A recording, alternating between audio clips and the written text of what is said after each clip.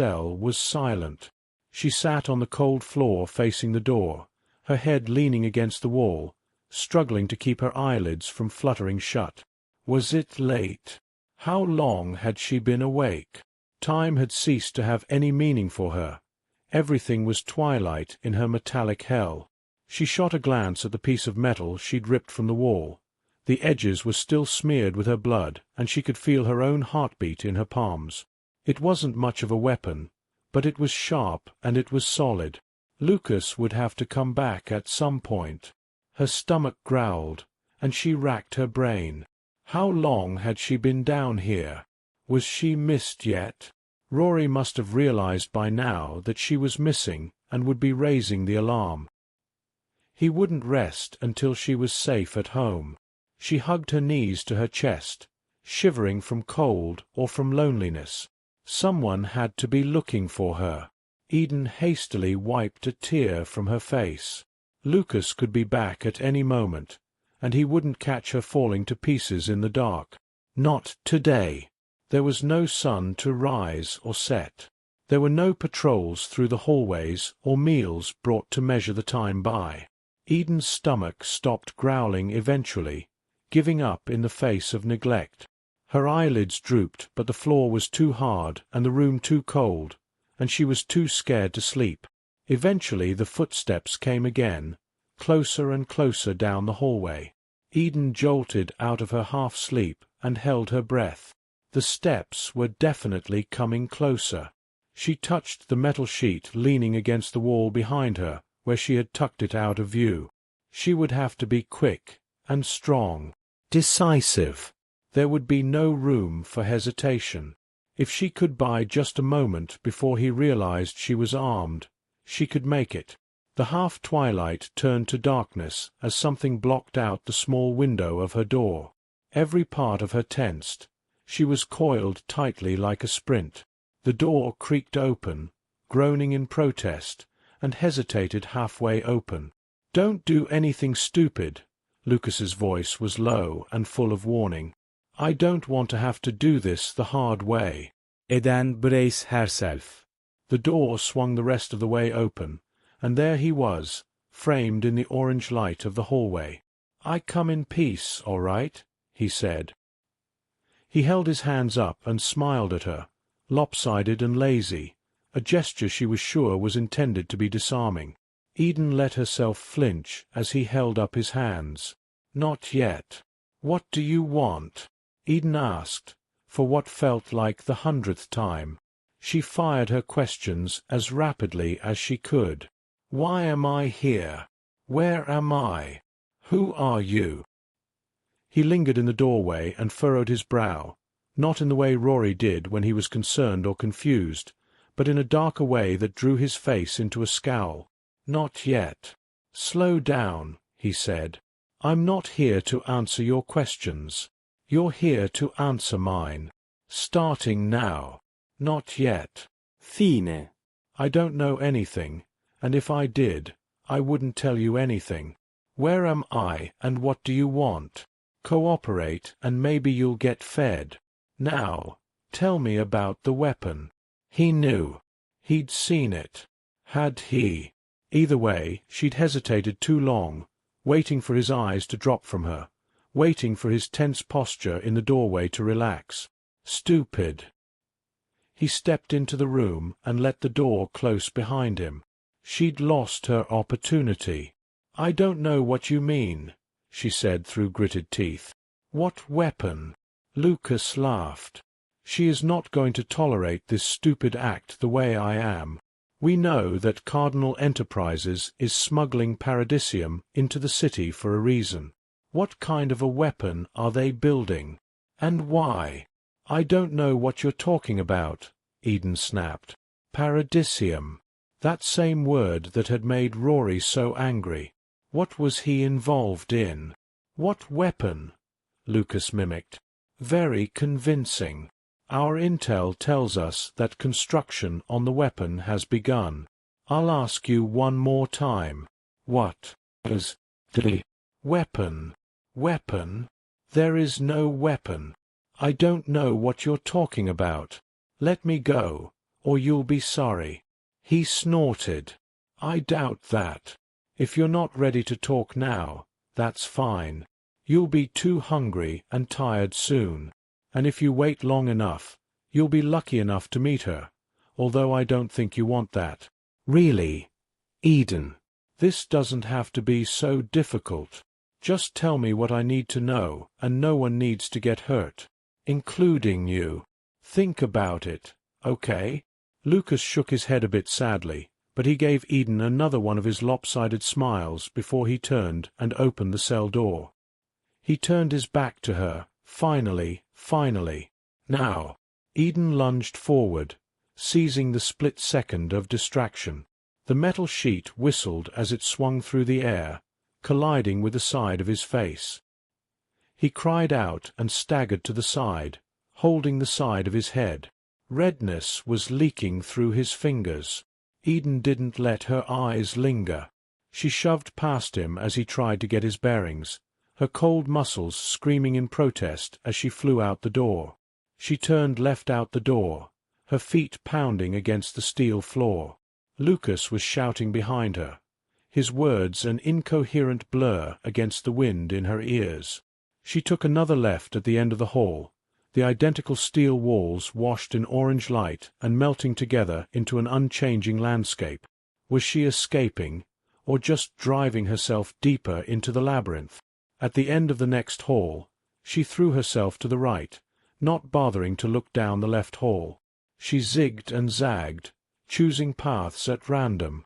Had she seen this hall before, or was it merely identical to the last?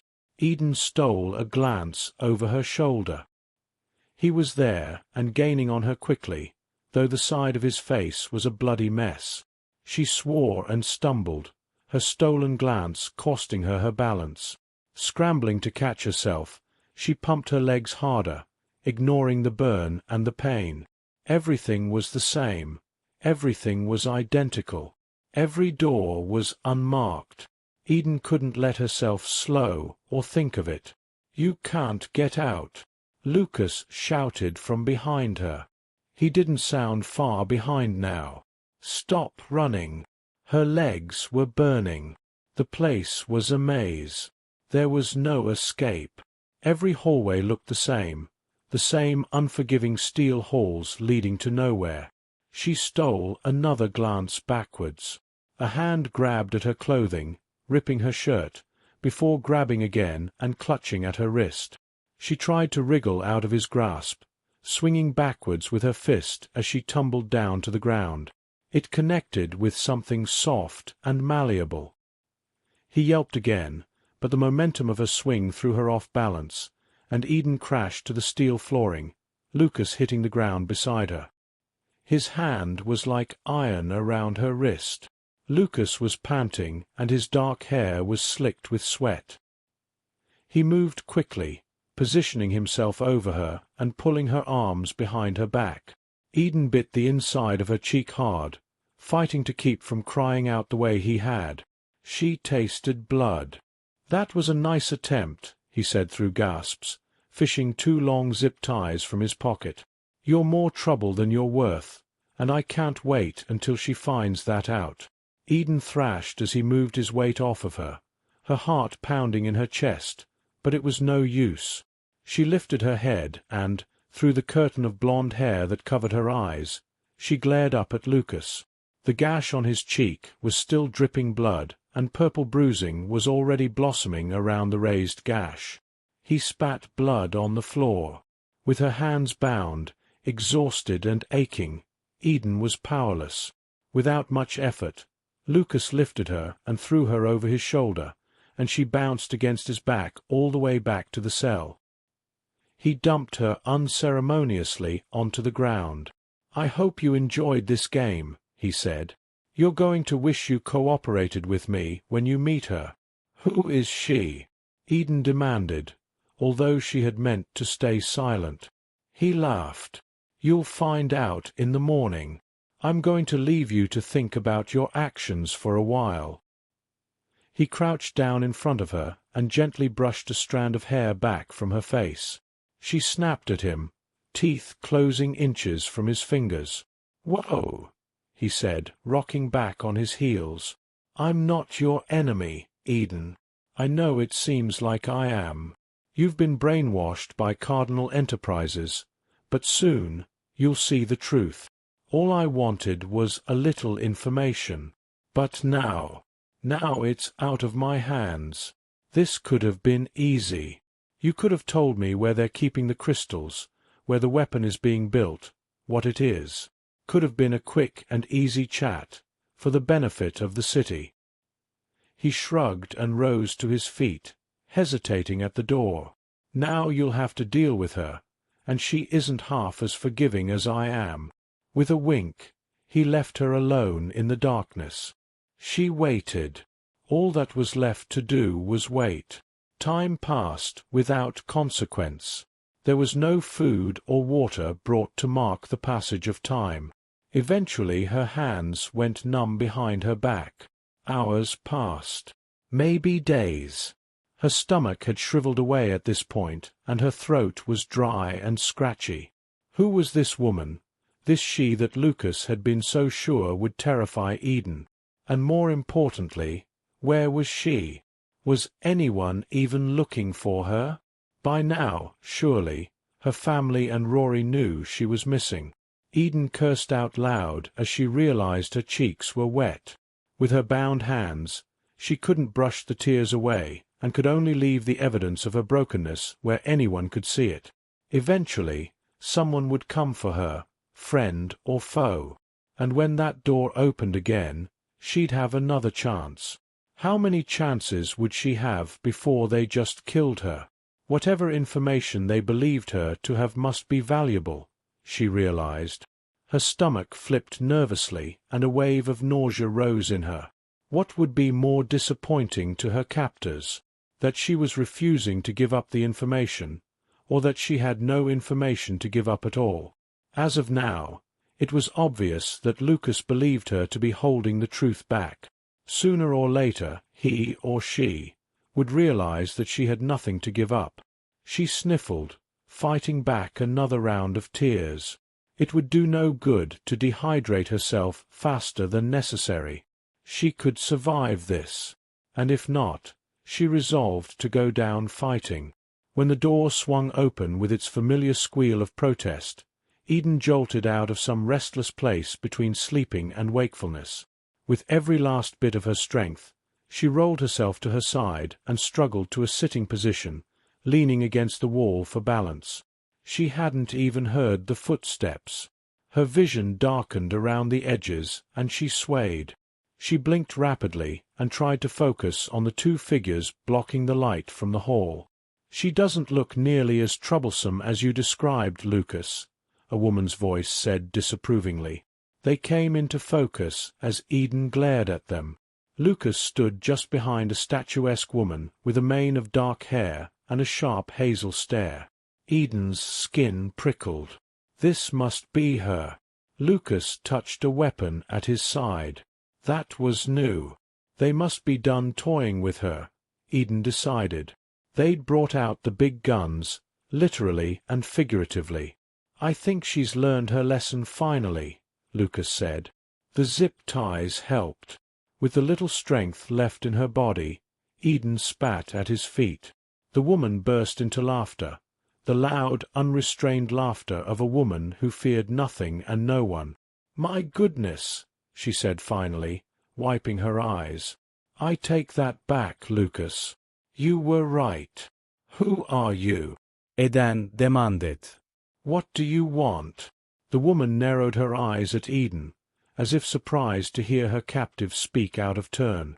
"We'll get straight to the point, shall we?" "I'd love to," she said. The woman extended a hand for Eden to shake, and made a show of noticing the ties that bound her wrists. Anger surged up in Eden's gut. "Oh, my mistake," the woman said. "You're really in no position for a formal introduction. I'll keep this simple, in that case. My name is Bianca. I'm in charge around here. You are Eden Cooper, a cog in the evil machine that is Cardinal Enterprises. But no longer. I'm breaking you free of that life, Eden. You're welcome. You work for me now. Welcome to the hive. You'll like it here. I'll die first. That could be arranged, Bianca shrugged. Though I'd hate to see it come to that. You haven't even heard what I have to offer. I guarantee it's more than what you're getting from Cardinal Enterprises. What could you possibly offer me? Bianca crouched to the floor, fixing Eden in her gaze. Now, I'll admit, Lucas had no intention of grabbing you, originally. But if I recall what he told me, you spent most of the festival at the side of one Dr. Rory Lawrence, who is quite the rising star according to my sources. Eden's stomach dropped.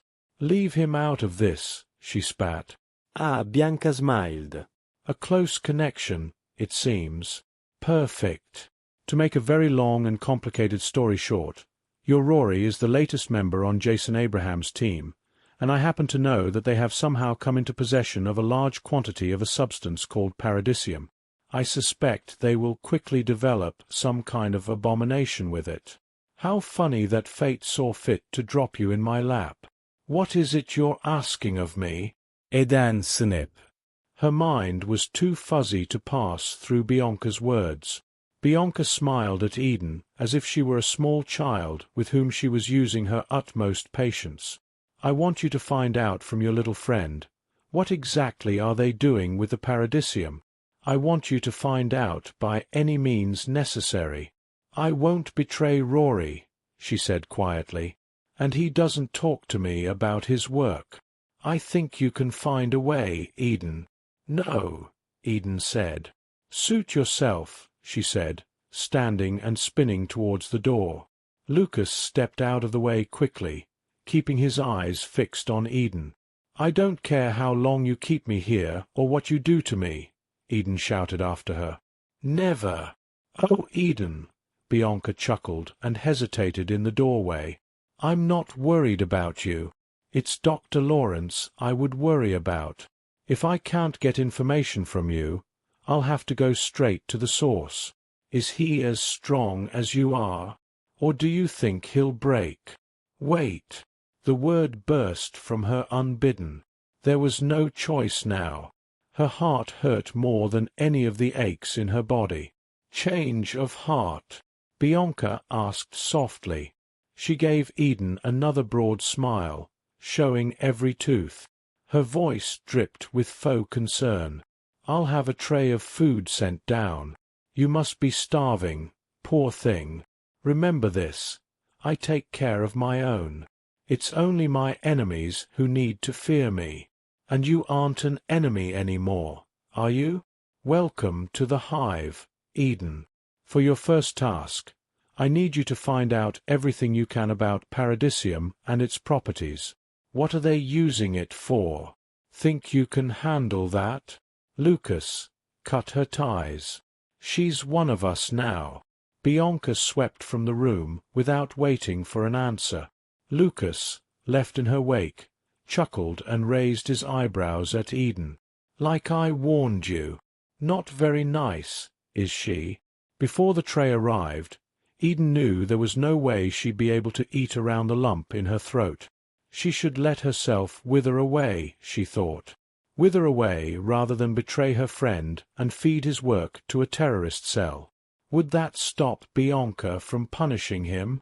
Somehow she doubted it. She was interrupted from her reverie by the creaking of the door and the scrape of a plastic tray loaded with food across the floor. She didn't look up to see who opened the door, and whoever it was didn't linger. The tray skidded to a stop in front of her, a roasted vegetable feast with barbecued tofu on top. The smell overwhelmed the small room quickly. Her stomach roared for relief, and her mouth watered, lump forgotten. She hated herself as she shoveled the food into her mouth like an animal. Instead of fighting the weakness away, her limbs felt heavier with each bite of food. Her eyelids drooped. It was the guilt, maybe, she thought. Or maybe it was too late. She'd already starved to death, and she'd never be able to process the calories quick enough to reverse it. The sleep that overwhelmed her wasn't natural, she realized as she sat back, her stomach full to the bursting. She cursed to herself. Drugged. Of course. She pushed the empty tray away. It skittered away barely an inch. Eden slouched against the wall, her face resting against the cool steel. The cold was comforting against her cheek. Her eyelids fluttered shut, and she wasn't strong enough to open them again. Maybe just a moment of sleep, and she'd be strong enough to fight again. Rory returned to his rooms in less of a numb haze than he had left them. The office was still too sterile, a stranger's office that he didn't feel at home in yet. He yearned to stumble to his bed, to cocoon himself in the soft layers of his blankets, to wake up when things were less confusing, less frightening. An equally strong but opposite yearning screamed at him to burst from his office, to prowl the streets of Haven until Eden was back where she belonged. He stood frozen in the center of his office, weighing his options. He took a step towards his bedroom and stopped. How could he think of sleeping? Rory let himself slump in his office chair, more comfortable than he deserved. The city police were worse than worthless, having made no progress in unearthing the hive since its inception. The cards were a bit more effective, in that the hive often struck where they weren't. Rory took his glasses off, letting them fall onto his desk, and he rubbed his eyes until stars and patterns danced behind his lids. He was powerless. Worse than powerless, he was hopeless. There was nothing that he could do. Nothing. Unbidden, an image of the Tai Chi and her schematics projected onto the backdrop of his mind. His stomach rolled, but Dr. Abraham's words were stuck in his heart. The Tai Chi could be the only option they had when it came to finding the hive and shutting them down. Alex Jepson and Eden were not the only names on the list of the missing, but their disappearances in the same week could not be ignored. Whether it was the hive's outrage at Cardinal Enterprise's invitation to Paradise, or their disapproval of the city contracting the cards, both were common whispered theories around the cafeteria these days. The hive was escalating. The other cities couldn't possibly understand. Paradise was nothing like Haven, without the corporate cancer of Cardinal Enterprises and the resulting aggression of the hive. The other cities were not being terrorized from within their own domes, weren't fighting for their lives and crying for their friends. Rory wiped his eyes and let out the sob he'd been choking back most of the day. He let the sobs rack his body until he was a mess of phlegm and emotion. He wiped his face again on his jacket sleeve and struggled to catch his breath. What Dr. Abrahams was proposing with the plans for the Tai Chi was wrong. That much was clear to Rory even through the haze of his mind. What Dr. Abrahams was doing by smuggling the paradisium out of Paradise before they released it was enough to ignite the first Martian conflict on its own, even without the illegal satellite it would be powering. Either act, isolated, was enough to ignite a war the scale of which Rory had only read about in history books about Earth and the cursed final years humanity had spent there. It would be worth it. The thought, though it had been knocking against his brain for the last few hours, shocked him. It would be worth it, he thought again. If Eden could be found, or even the terrorists who had stolen her could be punished, that would be enough. Rory jostled his computer's touchpad and woke it. Dr. Abraham's encrypted assignment was waiting for him in his inbox. Rory could only stare at it through his blurred vision for a moment, feeling his heartbeat in his throat. He hovered his finger over it, hesitating. Wrong, wrong, wrong, his mind screamed. Worth it, his heart whispered. Rory lost track of the hours as he worked. What Dr. Abrahams had requested of him was nothing so complicated, nothing so offensive, and, when the wave of guilt rose, Rory was able to pretend that the software he wrote could be for any innocent application. Both moons were high in the sky and reaching their soft, glowing fingers of light through the large window of Rory's office, trying unsuccessfully to lull him to sleep, when a sharp few knocks jolted him out of his deep focus. "Can I come in?" Dr. Whitmore asked, not seeming surprised in the least at how quickly Rory answered his knock. He held 2 identical oversized mugs and offered one to Rory. "I brought you some tea. It'll help you sleep."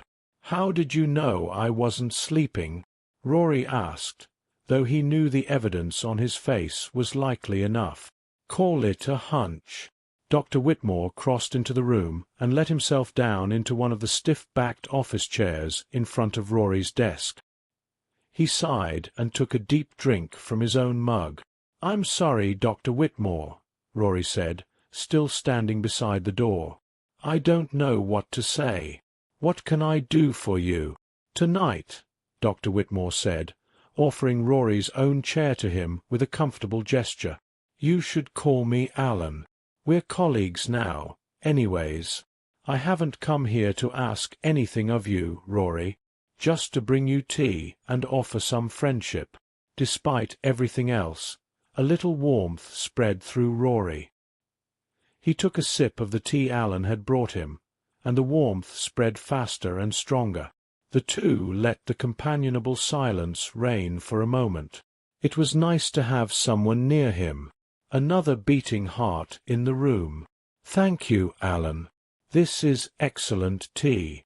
Dr. Whitmore looked at him with kind eyes, soft and empathic. "I'm truly sorry for what you're going through. Nothing I say will help, unfortunately. I'm not fool enough to think this could be soothed with words. If it could, I'd say them. But I will say this. Don't let your fear hold you back. Don't make the same mistakes so many young bright scientists make, letting their doubt get in the way of the future." "How can I not be afraid?" Rory asked. Of course, he was afraid. Any reasonable person would be. There's nothing wrong with being afraid, Rory. It's whether or not you let the fear stop you. Dr. Whitmore's intention was suddenly clear to him, and Rory's heart dropped a few stories. "You think I'm going to give up on the Tai Chi?" Rory asked. "Is that why you're really here?" He has the good manners to look embarrassed, but Dr. Whitmore nodded. "It may be the only hope of saving your friend," he said solemnly, "ignoring all the other applications. We need the Tai Chi. Dr. Abrahams is a visionary. I've never known him to fear the future. Trust him with me. Can you do that?" Numb all over again, Rory could only nod. "You've got a lot to think about, Rory, but try to get some sleep. Let me know if there's anything you need." Despite the warmth of the tea and the exhaustion he felt, Rory couldn't stand the silence of the room and the emptiness. No one really cared that she was missing, besides him and the Coopers. Mara and Hal certainly weren't overly bothered, and Rory doubted that Mara had even kept her name on the list after everything Hal had said. If Eden had accepted the position on the cards and taken Mara up on her offer, she would have taken Rory's report more seriously. Rory was sure of that. Even Dr. Whitmore and Sabrina only cared about Eden's disappearance as a means to bring him deeper into the treachery of the Tai Chi. And it was working. Rory slammed his mug down, harder than he meant to, and tea sloshed over the sides. She was out there, somewhere. He could feel it. She was alive. If she wasn't alive, he would know it somehow. Feel it in his bones.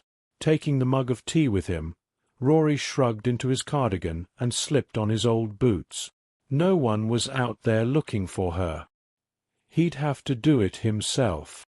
Before the last 2 days, Rory rarely spent time on the streets of Haven, especially at night, typically preferring to spend his evenings cross-legged on the floor of Eden's room or holed up in his office. The night air was the same temperature as during the day, thanks to the protective dome, but beneath the twin moons it felt much colder. Rory hugged his cardigan closer to his body. It was threadbare and worn through in places, having been previously worn by Silas Cooper several pounds ago, and now it was held together by love and mended stitches. Rory tried not to think of what Silas and Elena must be feeling, and he wondered if they looked for her too. Did they still have hope? Did he? He wasn't sure where he was going. The gates of the garden stood locked before him, and he hesitated out of habit. It seemed like another lifetime that he had helped bring the garden to life. He couldn't even look at it now and turned away, heading to the southern quadrant. Everything had started with the garden, but now it was a symbol of loss. The streets were mercifully empty, but for a few stragglers hurrying home for the night and a few city police officers patrolling. There should be more patrols, Rory thought, trying not to make eye contact with them as he passed. Nothing was being done. As Rory walked, he shone the flashlight he'd brought down each dark alley. He chased every shadow he came across, but none of them held her. They believed the base was mobile. Was he one step ahead of her, or behind her? Even though he didn't want to think about Dr. Whitmore's visit, every useless step that Rory took reminded him that breaking the treaty was not the worst thing in the world. It was probably Eden's only hope. Rory searched the southern quadrant of the city for hours, until he was slick with sweat and the blisters on his feet were begging him to stop. He refused to slow until the sun threatened to rise again. Rory turned back towards campus, always terrifyingly visible as one of the tallest buildings in Haven, and trudged wearily in that direction. Sleep. He would sleep for a few hours. Steps slower than before. It still did not take long before Rory could see the steps of campus. For a moment, he thought he had lost it. Hallucinating at this stage of sleep deprivation would be dramatic, perhaps, but not unheard of. Rory broke into a run and took the steps 2 at a time. It wasn't until he crouched beside her curled body and saw her chest rise and fall, and heard the soft whisper of her breath and breathed in the strange earthy smell on her skin, that Rory realized he wasn't hallucinating. Eden was lying at the top of the steps of Cardinal Enterprise's main campus, inexplicably and miraculously returned. Eden. Wake up. Please, oh God. Please, wake up. She was breathing. She was alive. She was alive. He shook her shoulder, warm to his touch. But she didn't respond. She laid on the steps of the building as if she was simply sleeping, as if she'd been laying here this whole time. The hair on the back of his neck prickled, and Rory shot a wary look over his shoulder, searching for the eyes he felt watching him. She hadn't gotten here on her own. The steps below him and the street below revealed nothing. They were alone. A small groan, and the watching eyes didn't matter anymore. She was moving in her sleep, groaning and beginning to stir. Rory gathered her small body in his arms and held her close to his chest. Had she always been this small, this thin?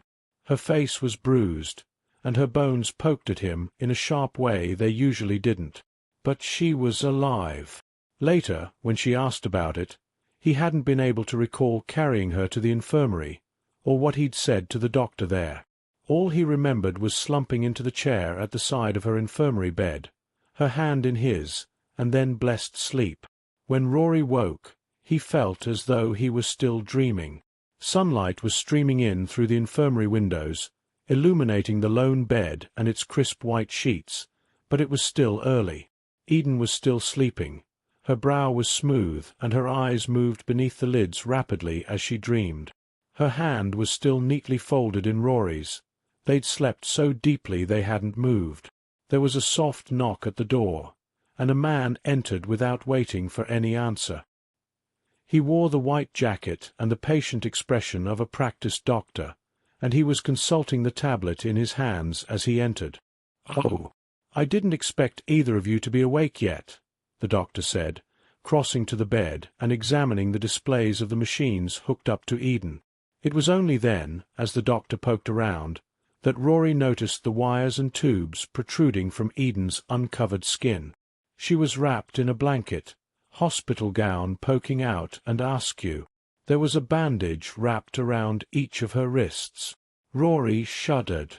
Her hand was clammy in his, and he rubbed it softly. She murmured in her sleep. "Has she woken at all?" the doctor asked, noting down the last numbers he needed and turning his attention to Rory. "No," Rory answered. "At least, I don't think so. I just woke up myself." And your relationship to the patient? I understand you were the one who found her, though you look like you've been through hell as well. Rory smiled weakly. She's my best friend, he answered. She's been missing for 2 days. It has been hell, but nothing compared to what she must have been through. 2 days? That didn't seem right. Rory felt as if he'd aged a lifetime. The doctor nodded.